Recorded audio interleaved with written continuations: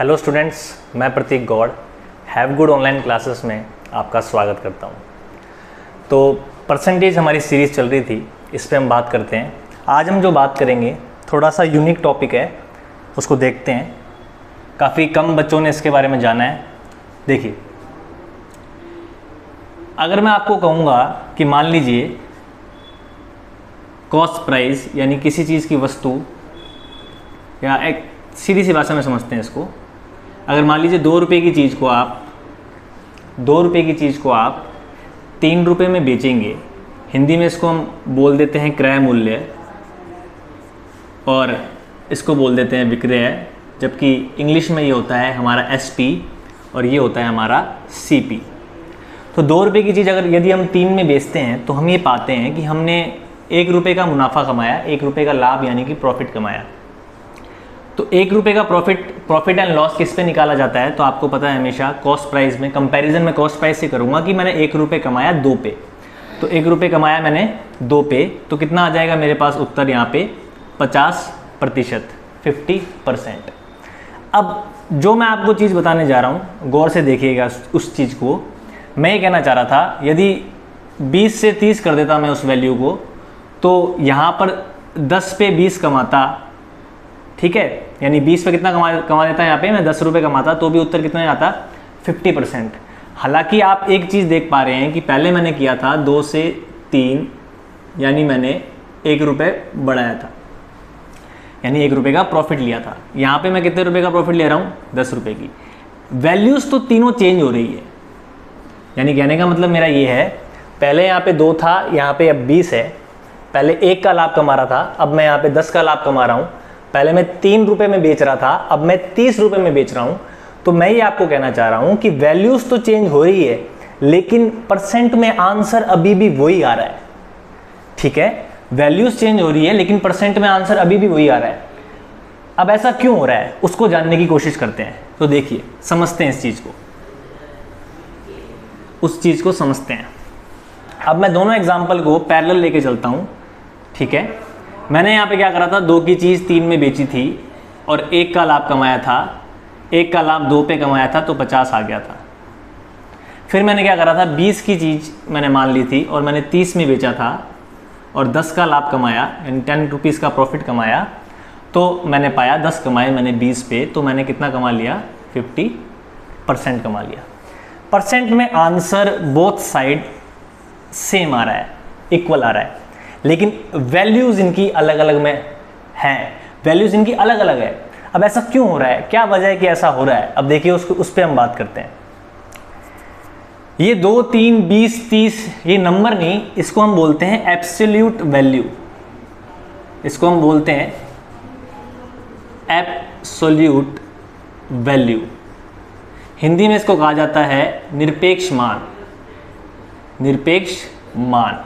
ठीक है, ये 2, 3, 20, 30, ठीक है, 1/2। कहने का मतलब ये है कि ये वैल्यूज़ मैंने मानी है, एब्सोल्यूट वैल्यूज़ है, निरपेक्ष मान है, इसका एक नाम दे दिया निरपेक्ष मान। ये वैल्यूज़ मैंने मानी है, लेकिन मेरा आंसर क्या आ रहा है? सेम आ रहा है। उसी प्रकार से अगर मैं एक चीज़ आपको अब दिखाऊं, आंसर में फ़र्क कहाँ आएगा? देखिए, 2 रुपये की चीज़ 3 पे बेच दी, अब 2 रुपये की चीज़ मैंने 5 पे बेच दी।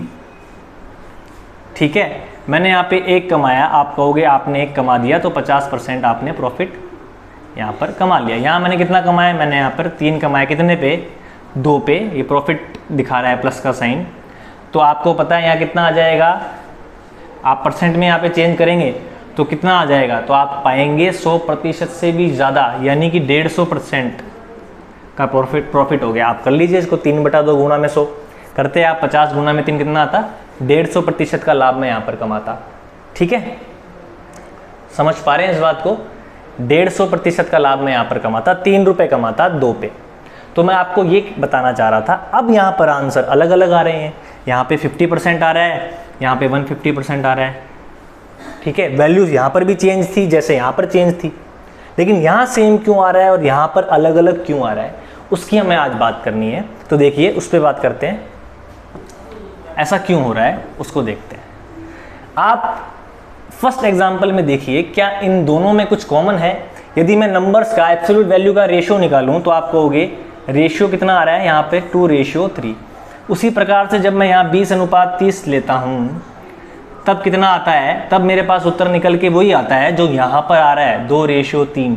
यानी कहने का मतलब ये है यदि एब्सोल्यूट वैल्यू के बीच में रेशियो सेम है तो मेरा परसेंट में आंसर पे कोई भी फर्क नहीं पड़ रहा है।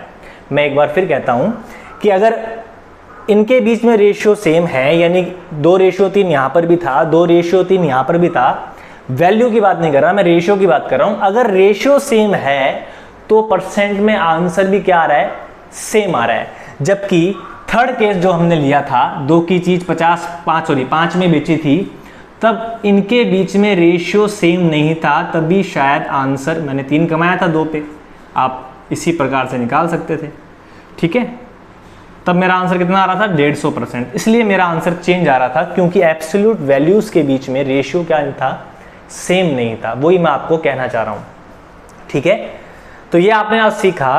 कहने का मतलब ये है कि एब्सोल्यूट वैल्यू में भी चेंज हो सकती है, लेकिन अगर उनका रेशियो सेम है देन परसेंटेज में आंसर भी उसका क्या आएगा, सेम आएगा। ये मैं आपको बताना चाह रहा था। ठीक है, तो देखिए इस कंसेप्ट का यूज हम क्वेश्चन में कैसे करता है एग्जामिनर, उसकी बात करते हैं। देखिए समझते हैं इस चीज को। देखिए अगर मैं आपको कहता यहां पर, मान लीजिए एक सवाल लिखता हूं, क्वेश्चन नंबर 1। ठीक है, ए girl said to multiply A number bye 5/3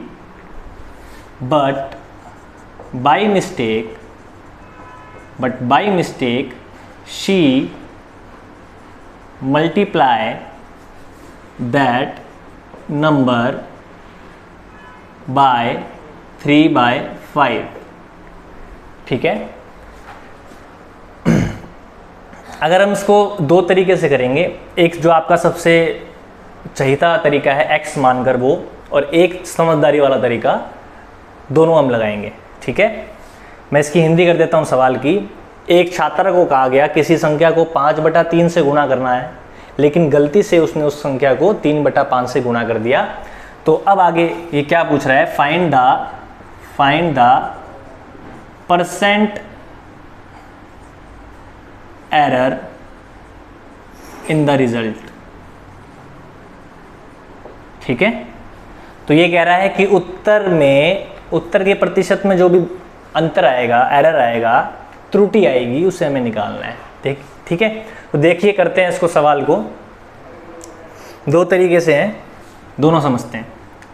parallel लेके चलेंगे दोनों को, आपको समझ में आएगा भाई कहाँ क्या कैसे चीज़ें माननी है। देखिए मैं वो संख्या मान लीजिए x मान लेता, आप स्कूल में भी करते हैं, स्कूल में लंबी चौड़ी लाइन लिखते हैं, let the number be x, तो हमने वो क्या करा, x मान लिया। यदि x वो संख्या थी, ठीक है, उसको गुणा करना चाहिए था 5/3 से। ठीक है, परंतु उसने गुणा किससे कर दिया, 3/5 से। गलती से उसने इससे कर दिया, करना चाहिए था इससे। अब आप मेरी बात ध्यान से सुनिएगा, वास्तविक संख्या तो ये है, यानी हमें इससे गुणा करना चाहिए था, परंतु किससे गुणा कर दिया हमने, 3/5 से। तो देखिए यहाँ पर जो उत्तर आएगा वो आएगा 5x/3 अगर मैं गुणा कर दूंगा, क्योंकि आपको पता है ये एक वेरिएबल है, वेरिएबल के साथ ना मैं कुछ जोड़ सकता हूँ ना घटा सकता हूँ, जब तक मुझे उसकी मान नहीं पता, उसकी वैल्यू ना पता। ठीक है, तो यहाँ कितना आ जाएगा 3x/5। अब एरर क्या होगा वही आपको समझना है। एरर यही तो होगा इनका डिफरेंस। जैसे इस चीज़ को ऐसे समझिए आप, मान लीजिए मुझे कहा था 3 से गुणा करने के लिए, परंतु मैंने कर दिया 5 से, तो एरर कितना आएगा, तो आप कहोगे कि इनका डिफरेंस ही तो एरर है, 3 से ना करके 5 से कर दिया, यही एरर आता। बटे में वास्तव में किससे करना था, क्योंकि ओरिजिनल नंबर यहाँ था, तब आप निकाल लेते उसको और उत्तर आ जाता। प्रतिशत में गुणा करने के लिए 100 से कर देते, उत्तर आ जाता। ठीक है, वही सेम केस यहाँ पर है। ठीक है, तो कहने का मतलब ये, मुझे एरर निकालना है तो इनके बीच का डिफरेंस जो होगा वही मुझे एरर देगा, अंतर ही एरर देगा। भाई सीधी सी बात है, कोई संख्या अगर 5/3 से गुणा करनी थी, 3/5 से कर दी, तो एरर यानी रिजल्ट में तो एरर आना ही है, क्योंकि यहाँ 5/3 है, यहाँ 3/5 है, और इन्हीं का अंतर उस परसेंटेज के अंदर एरर मुझे प्रोवाइड कराएगा, वही मुझे यहाँ करना है। तो देखिए करते हैं इसको, सॉल्व कर लीजिए इसको। तो ये तो हमारे पास आ गया, वास्तव में इससे करना था परंतु गलती से इससे कर दिया। तो a माइनस बी अपॉन में वास्तविक संख्या, मैंने आपको बताया था परसेंटेज की क्लास आपने पढ़ी है, आप जानते हैं नीचे जो हमेशा क्या आती है, ओरिजिनल वैल्यू आती है। वास्तविक संख्या जिससे गुणा करना चाहिए था वो थी 5x/3, वो थी 5x/3। अब आप कैलकुलेशन करिए इसको, देखिए यहाँ करते हैं इसको कैलकुलेशन। आप पहले ऊपर वाले को हल कर लीजिए, घबराइए मत, इतनी बड़ी संख्या देखिए, इसको भूल जाइए एक बार। ऊपर वाले को हल करते हैं, 3 और 5 का एलसीएम कितना आ जाता है मेरे पास 15, ठीक है। यहाँ मेरे पास आ जाएगा 25x माइनस यहाँ कितना आ जाएगा मेरे पास 9x, और बटे में ये मेरे पास चलेगा पूरा कितना आ जाएगा 5x/3। अगर हमने गणित में थोड़ी भी सिंप्लीफिकेशन पढ़ी है, बोर्ड मास वगैरह पढ़ा है, तो आप समझ पाएंगे ये ऊपर जाकर रिवर्स हो जाएगा। यानी कहने का मतलब ये है कि ये जो चीज़ बनेगी अब वो किस प्रकार से बनेगी, ऊपर तो इस प्रकार से ही रहेगा, ठीक है। 25x में से 9x था, अगर मैं इसको सॉल्व कर दूंगा, या एक बार मैं पूरे को लिख देता हूँ ताकि आपको कन्फ्यूजन ना हो, ठीक है। थोड़ा सा मैं इसको ऊपर ले जाता हूँ, ठीक है। तो देखिए इसको मैं यहाँ पे हल करूँगा अब इस चीज़ को, 25x में से 9x गए तो मेरे पास बच जाएगा 16x, ठीक है। 16x बटे में 15 है, और ये चीज़ रिवर्स हो जाएगी यानी कि 3 बटे में 5x। अब मेरे पास यहाँ से ये चीज़ बन जाएगी, इसको मैं मिटो रहा हूँ और इसी चीज़ को मैं अब यहाँ बड़ा लिख रहा हूँ ताकि आगे सॉल्व करके आपको अच्छे से दिखे। तो 16x बटे में 15 गुणा में 3 बटे में 5x, x से x कट जाएगा, ठीक है, और ये आपका कट जाएगा 5 से, ठीक है। तो अब आपको पता है आपके पास उत्तर कितना आ जाएगा, यहाँ पे 16 ऊपर रह गया मेरे पास केवल 16, नीचे आ जाएगा 5 गुणा में 5 25, यानी 16/25। और किसी भी संख्या को प्रतिशत में बदलने के लिए पहली क्लास में मैंने आपको बताया था 100 से गुणा करते हैं, तो कितना आ जाएगा मेरे पास यहाँ पर 64% मेरा आंसर आ जाएगा, ठीक है। 64% मेरा आंसर आ जाएगा। यदि मैं x के तरीके से चलता हूँ तो हमें इस प्रकार से चलना होगा, वो भी आपको आना चाहिए, ठीक है। मैं ये नहीं कहता ये नहीं आना चाहिए, आपको सारी चीज़ें समझ के चलनी है। अगर आप एग्ज़ाम फाइट कर रहे हो, कोई भी हमसे कुछ भी कहीं भी पूछ सकता है, डिपेंड करता है एग्ज़ाम देते टाइम हमारे दिमाग में क्या हिट कर गया, हमें वही तरीका करना है। हमें उत्तर से मतलब है, जल्दी निकालना है और सटीक निकालना है बस, ठीक है। तो ये था x वाला तरीका। अब देखिए इस चीज़ को मैं दूसरे तरीके से आपको समझाता हूँ, समझदारी से करते तो हम इस सवाल को कैसे करते। मैं आपको कहता कि भाई अगर मान लीजिए 5 और 3 होती संख्या, एक बार इनको बोल रहा हूँ, मैं कहता 5 और 3 होती, तो आप कहते कि सर 2 का अंतर आता और वास्तविक संख्या 5 थी और गुणा में 100 कर देता, तो आंखों के सामने उत्तर था, आंसर आ जाता 40%। आंसर कितना आ जाता है यहाँ से कट के 40%, यानी सवाल शुरू होने से पहले ही खत्म हो जाता। तो एग्जामिनर ने आपको फंसाने के लिए क्या करा है, बटे में संख्या दी है, न्यूमरेटर डिनोमिनेटर को कंबाइन दिया है, तो आपसे चाहता है कि वो सवाल में गलती हो। हमें उसी चीज़ को, मैंने कहा था आपको उसकी सोच को समझना है, तो उसी चीज़ को हमने समझना है। अब अगर ये सवाल देता तो सवाल कुछ बनता ही नहीं, आप उत्तर तुरंत निकाल लेते। अब फ़र्क क्या आया देखिए, 5/3 था, उस लड़की को या उस गर्ल को 5/3 से मल्टीप्लाई करना था, but by mistake she multiply that number by 3/5। Let's see what's happen now. सी,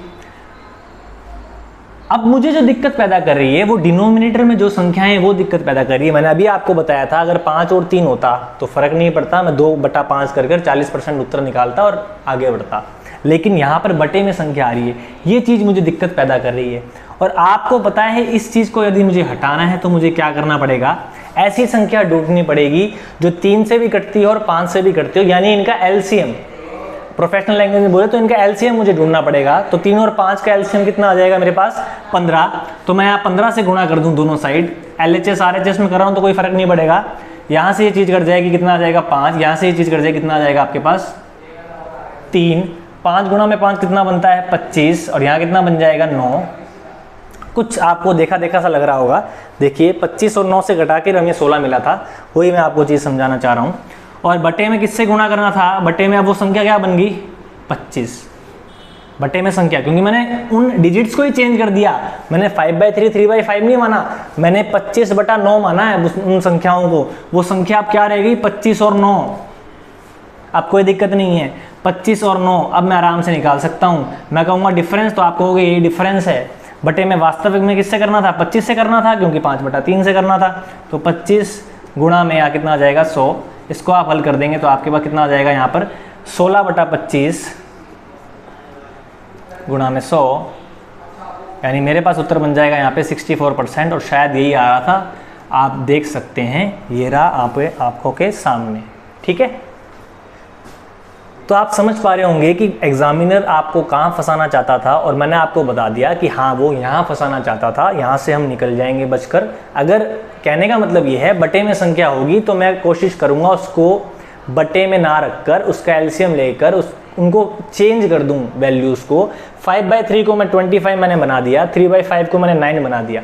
अच्छा, अब आपका ये क्वेश्चन होना चाहिए था कि सर हमने वैल्यूज़ चेंज कर दी लेकिन फिर भी आंसर सेम कैसे आ रहा है। अब आप इस चीज़ को समझिए जो मैंने इससे पहले बताया आपको, अगर नंबर्स का रेशियो सेम होता है तो फिर आपके आंसर पे कोई भी फर्क नहीं पड़ता। जैसे आप 5/3 3/5 के बीच में वही रेशियो होगा, इस चीज़ को समझिए, जो रेशियो आप कर लीजिए इसको सॉल्व, 25/9 ही आएगा, 25 और 9 25/9 ही आएगा, वही आ रहा है।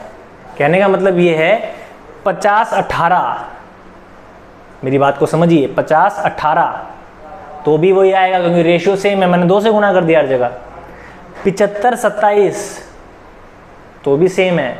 कहने का मतलब है उत्तर तभी 64% आएगा। इससे पहली वाली चीज़ मैंने आपको इसलिए समझाना चाह रहा था कि आप ये समझ पाएँ कि रेशियो अगर सेम रहता है तो परसेंटेज पे कोई भी फर्क नहीं पड़ता, हमारा उत्तर आराम से निकल जाता है। इसलिए आपने देखा होगा काफ़ी लोग रेशियो का उपयोग करके परसेंटेज पे लगा देते हैं, परसेंटेज रेशियो में लगा देते हैं, इस कारण ये हो पाता है। वो मैं आपको उम्मीद है समझा सकाऊंगा। एक क्वेश्चन और कर लेते हैं इस प्रकार से ताकि आपको और अच्छे से समझ में आ जाए। ठीक है, देखिए करते हैं इसको, एक बार कर लेते हैं इस क्वेश्चन को। मैं थोड़ी सी यहाँ पर कुछ भी नहीं करूँगा, मैं यहाँ पर क्या कर देता हूँ, वैल्यूज चेंज कर देता हूँ।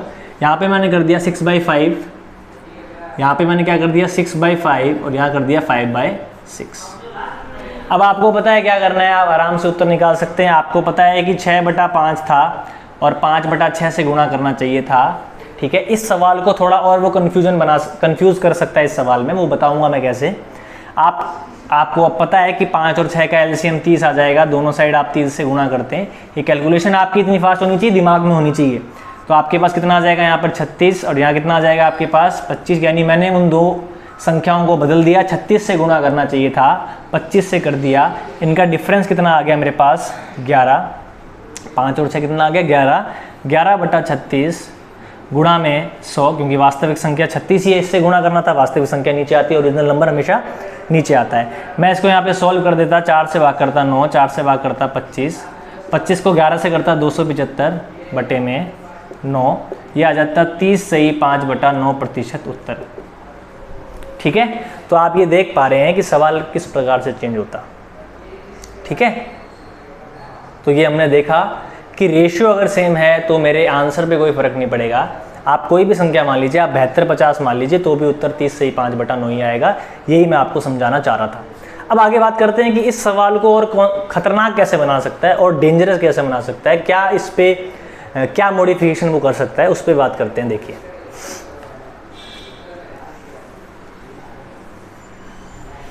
आपको अगर वो कह देता, मान लीजिए यहाँ पर मैं साथ ही साथ चेंजेस कर रहा हूँ ताकि आपको समझ में आते रहे।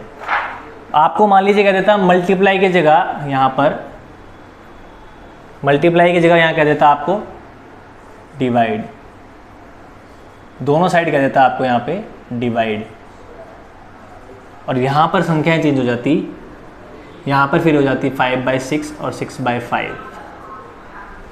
ठीक है, अब यहाँ पर देखिए क्वेश्चन क्या बन गया, a girl said to divide a number, multiply की जगह क्या होगा divide a number by 5/6, but by mistake she divide that number by 6/5, find the percent error in the result. अब चीज़ें चेंज क्या हुई, यहाँ पे डिवाइड आ गई।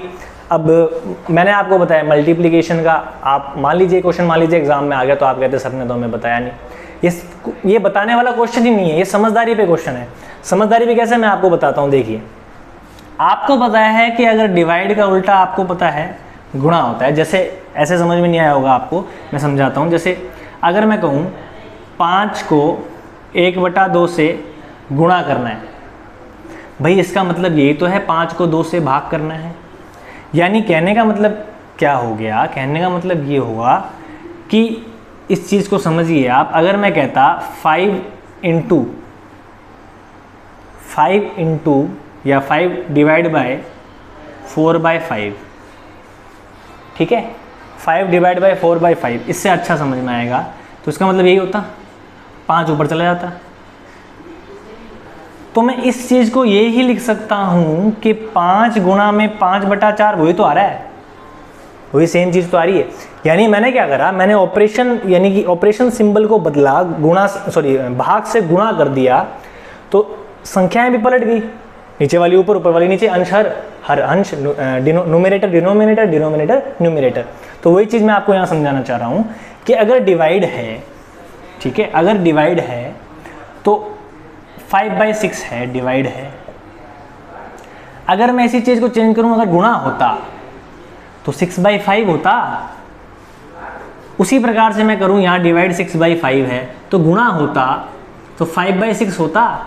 तो कहने का मतलब है वही संख्या बन गई। आप देखिए इसको, पिछला सवाल बन गया ये सेम।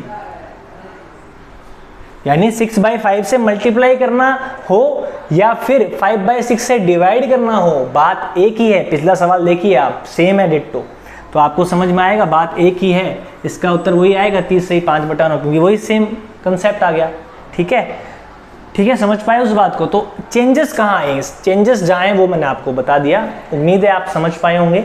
ठीक है, रेशियो पे थोड़ा और क्वेश्चन कर लेते हैं ताकि आपको और अच्छे से समझ में आए क्या हो रहा है सवालों में, परसेंटेज समझने में आपको मदद मिलेगी। देखिए करते हैं। The ratio of, question number 3 हमारी क्लास का, द रेशियो ऑफ एक्सपेंडिचर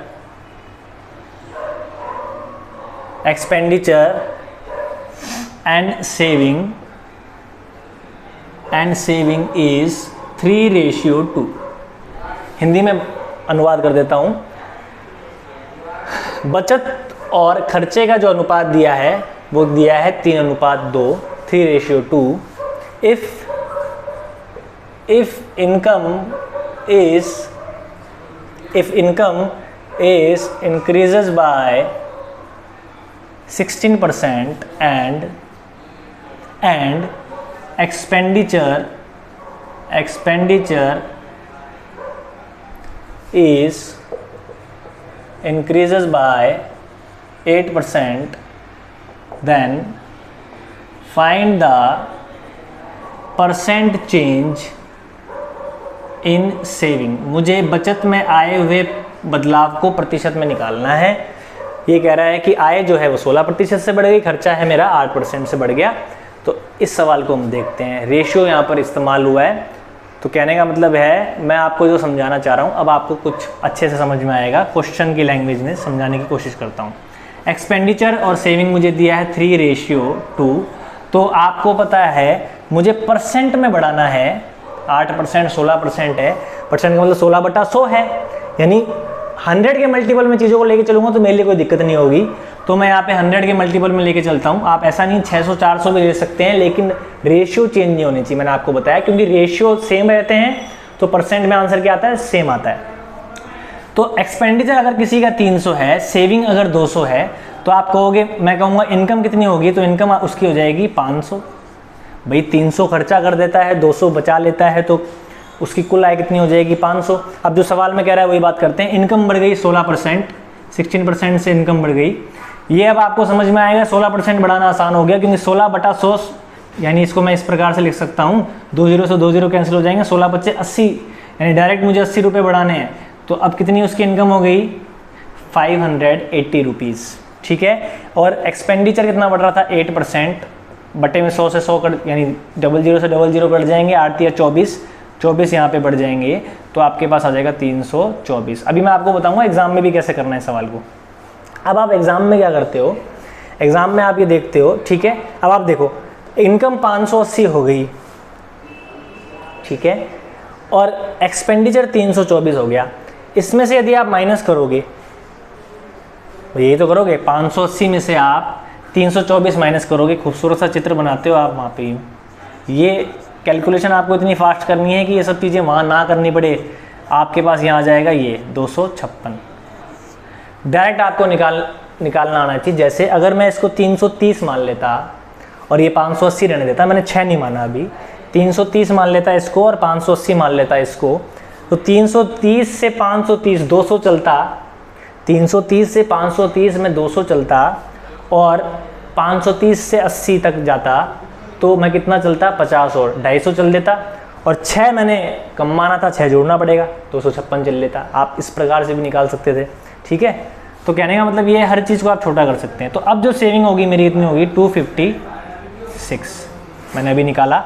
अब चेंजेस कितना आया, अब आप देखिए, 200 की चीज़ थी, यानी 200 से पहले सेविंग थी, अब 256 हो गई। कहने का मतलब मैंने 56 क्या करा, कहने का मतलब मैंने 56 ज़्यादा बचा रहा हूँ। पहली ओरिजिनल वैल्यू क्या है, 200 में, भाई स्टार्टिंग से ही कंपैरिजन करूँगा ना, स्टार्टिंग में तो 200 कमाता था, अब मैं 256 कमा रहा हूँ। वर्तमान में कितना कमा रहा हूँ, 56 ज़्यादा कमा रहा हूँ 200 पे। अगर मैं इसको परसेंट में चेंज करता तो मेरे पास उत्तर आ जाता है यहाँ से 28%। यही इस सवाल का उत्तर है, 28%। ज़रूरी नहीं है कि आप 300-200 मानो, कुछ भी मान सकते हो। बस हमारा क्या होना चाहिए, रेशियो सेम होना चाहिए और कुछ भी चेंजेस नहीं होने चाहिए। मैंने आपको बताया रेशियो सेम रहता है तो परसेंटेज में आंसर भी मेरा क्या आता है, सेम आता है, ठीक है। एक क्वेश्चन और देख लेते हैं, ठीक है, मिटा रहा हूं इसको। नेक्स्ट क्वेश्चन देखते हैं, इस चीज को समझते हैं, ठीक है।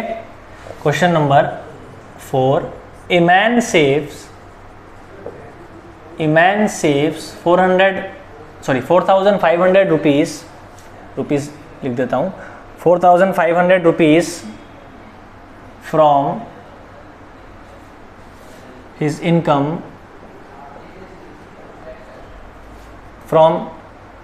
इनकम, थोड़ी लैंग्वेज सिंपल वे में ले लेते हैं, from 13,500, a man save 4,500 rupees from his income, from 13,500 of his income, इतना ही छोड़ देते हैं, 13,500 ना। आप बस ये समझ जाइए, एक आदमी जो है वो 13,500 में से 4,500 रुपये क्या कर रहा है, बचा रहा है, 4,500 रुपये बचा रहा है। यानी इसका मतलब क्या हो गया, आपको समझ में आना चाहिए, ये उसकी क्या बन गई, इनकम बन गई। A man saves 4,500 rupees from 13,500, ठीक है, ये उसकी क्या बन गई, इनकम बन गई। अब अगली लाइन देखिए क्या कहता है, if his income is increases by 14% and expenditure is increases by 7%, find percent error in saving। Error नहीं आएगा, परसेंट चेंज इन सेविंग, ठीक है। ये कह रहा है कि आदमी 13,500 में से 4,500 रुपये बचाता है। यदि उसकी आय जो है वो 14% से बढ़ जाती है और खर्चा जो है वो 7% से बढ़ जाता है, तो आपको बताना है कि उसकी बचत में कितने प्रतिशत का बदलाव आएगा, ठीक है। तो देखिए, मुझे बड़ी बड़ी संख्या ले रही है, मुझे नहीं आता इसका 14% निकालना, इसका 7% निकालना। अब आपको समझ में आएगा रेशियो कहाँ काम आएगा। इनकम उसकी है 13,500, इसमें से बचा रहा है 4,500, तो खर्चा कितना कर रहा होगा, 9,000, ठीक है। अगर ये सेविंग है तो बचा कुचा एक्सपेंडिचर ही तो होगा, तभी तो टोटल इनकम बनी है। अब आप देखिए वही सवाल बन गया पिछले वाला। अगर मैं इसको सॉल्व करूँगा तो आप पाएंगे 1:2, इसका दुगना है। अब यानी कहने का मतलब ये है कि रेशियो आ गया सेविंग का 1, एक्सपेंडिचर का 2, तो ज़रूरी नहीं है इनकम मैं ये मानूँ, इनकम को मैं इस हिसाब से 3 भी मान सकता हूँ, ठीक है। इनकम को मैं, जब इनके बीच में रेशियो कितना आ गया, 1:2, यानी इनकम सेविंग और एक्सपेंडिचर के बीच में सेविंग एक्सपेंडिचर कितना आ गया 2, सेविंग कितनी आ गई 1, तो मैं इनकम मान सकता हूँ यहाँ पर 3। अब वही सवाल बन गया, मैं तो नहीं मान रहा इतनी बड़ी बड़ी संख्याएं, मैंने अपने हिसाब से सवाल को बदल लिया, समझदारी दिखाई। अब मैं 200 100 आराम से बढ़ा सकता हूँ, कोई दिक्कत नहीं है। परसेंट में 100 से 100 वैल्यू कट जाएगी। अब इनकम बढ़ रही थी कितने परसेंट से, 14% से, तो मैंने 14% से बढ़ा दी, तो 14 गुणा में 3 कितना आ जाएगा 42, यानी अब इनकम कितनी हो जाएगी 342। ये इसकी न्यू इनकम हो गई, NI लिख देता हूँ, न्यू इनकम, ठीक है। फिर एक्सपेंडिचर कितना बढ़ रहा था 7% बढ़ा दूंगा 14, यानी 214। अब 342 में से मैंने 214 निकाला, कितना आएगा, आप इसको कितना मान लीजिए 212 मान लीजिए 212 से यदि मैं 342 आता, सुनिए मेरी बात को, 212 से यदि मैं 342, या एक बार मैं 242 आ रहा हूँ, 212 से 242 आता तो मैं 30 चलता, ठीक है, 30 चल गया, 100 और चलता, ठीक है। कहने का मतलब कितना आ गया 130। लेकिन मैंने क्या करा, मैंने 212 कम माना, घटाना पड़ेगा, कितना बन जाएगा मेरे पास 128। आप करके देख लीजिए, चाहे 342 में से 214 माइनस कर लीजिए, आपके पास यही आएगा जो मैंने लिखा। मैंने ज़्यादा माना था तो घटाना पड़ेगा, 212 माना था ना तो 30 आ रहा था, लेकिन 14 था, यानी 2 घटाने पड़ेंगे, 128। 100 की सेविंग थी, 128 मैंने क्या करा, अब बचा लिया, तो आप कहोगे 28 बचा लिया, 28% ही आंसर, क्योंकि 100 पे निकालना है। कोई भी संख्या 100 पे निकालते हैं तो वही आंसर होता है, क्यों, क्योंकि 28 का आप 100 पे बचाते तो यही करते ना भाई, तो उत्तर तो वही आता ना 28%। उत्तर क्या आता, वही 28%, ठीक है। तो आज हमने ये देखा कि परसेंटेज में यदि रेशियो आपको अच्छे से समझदारी से आपको बनाने रखने आते हैं तो आप परसेंटेज आराम से निकाल सकते हैं ऐसे सवालों के, जैसे हमने आज बात करी 3-4 सवाल, ठीक है। यही मेरी कोशिश थी कि आपको समझा पाऊँ कि परसेंटेज में छोटी छोटी चीज़ें कैसे कहाँ कहाँ लगती है, कहाँ कहाँ काम आती है, वो उम्मीद है मैं आपको समझा पाया हूँगा, ठीक है। आज की क्लास यहीं पे समाप्त करते हैं। थैंक यू, धन्यवाद।